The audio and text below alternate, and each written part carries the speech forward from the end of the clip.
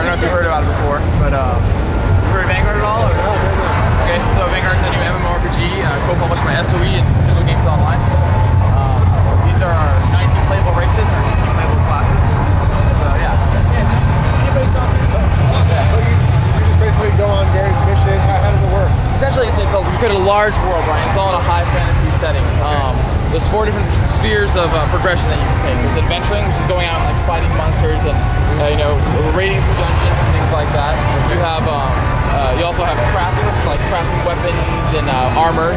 And you also have diplomacy, which is more of a political kind of thing. Where you go around and argue with NPCs and try to get information from them. And you also have harvesting, which is harvesting resources like chopping trees down and mining rocks as well, things like that. Would you like a shirt? So yeah, I'm going to run through character creation and customization right now. That's sort of the biggest feature of it is the customization? Oh no, this is just the first feature. Over here they're showing crafting, player housing, players can own houses, player boats, so players can control and own boats. And on the other side Hi, my name is Derek McDevitt. I'm an associate designer at Sigil Games Online. I'm going to show you character creation and customization for Vanguard, Saga of Heroes. Alright, so in Vanguard we have 19 playable races, 16 playable classes. The 19 races are broken up between 3 different starting continents, which are separated by bodies of water. Each continent also has its own overall theme as well. So Thestra is more of your medieval European high fantasy setting. Koshin has more of an Asian influence, and Kelly is your Middle Eastern Arabian Nights style setting.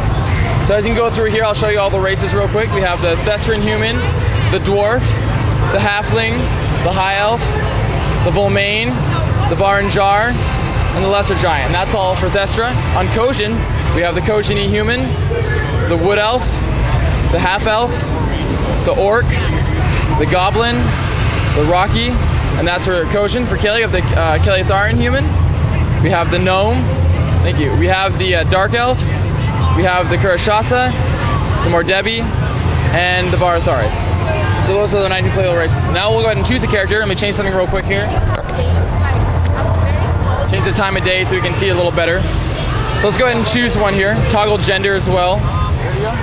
Alright, so you can toggle gender down here. Male or female on all these races.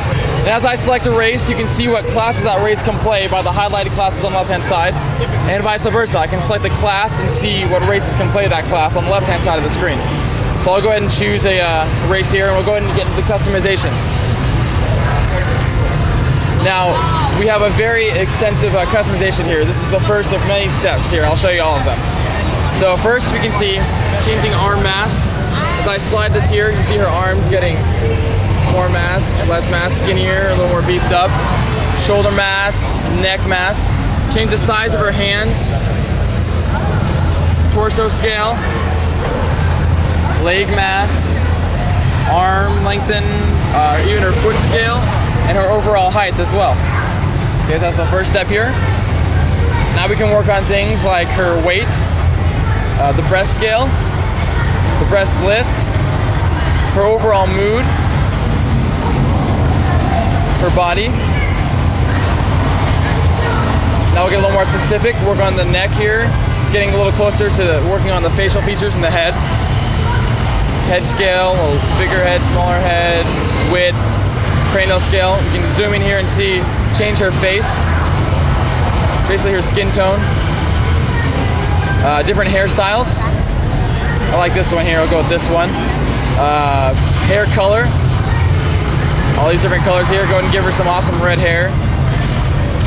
Different skin color. And zoom in here, you can also change her eye color as well.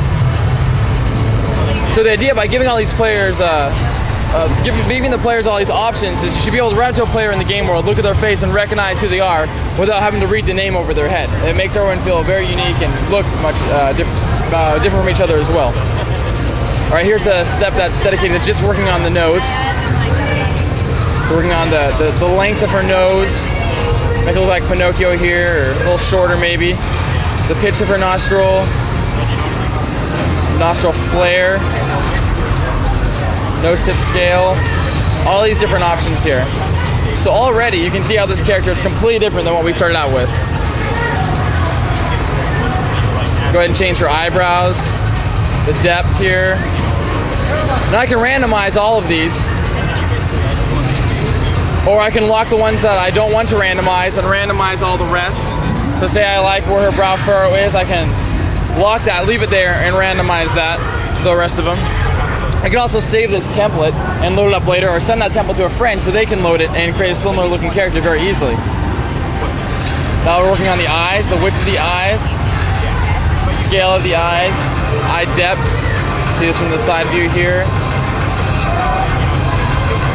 See the eye slant, eye height. Working on her cheeks now. Cheek fill. Now we're working on the jaw, the chin. Changing all these different options here. It's just really extensive. And although she's kind of scary looking, she is pretty unique, right? So you can see this is what we made right here. That was the last step right there. Here's what we made. Let's go back here, take a look. Here's what we ended up with.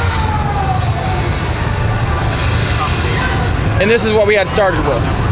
So within its own race, this character looks completely unique from other characters of the same race. And also within races, all of these races look different. Obviously, you know, the Orc looks different than the Koshinese human or the Rocky. So there's lots of different possibilities here to make characters look unique and lots of cool features. Thank you.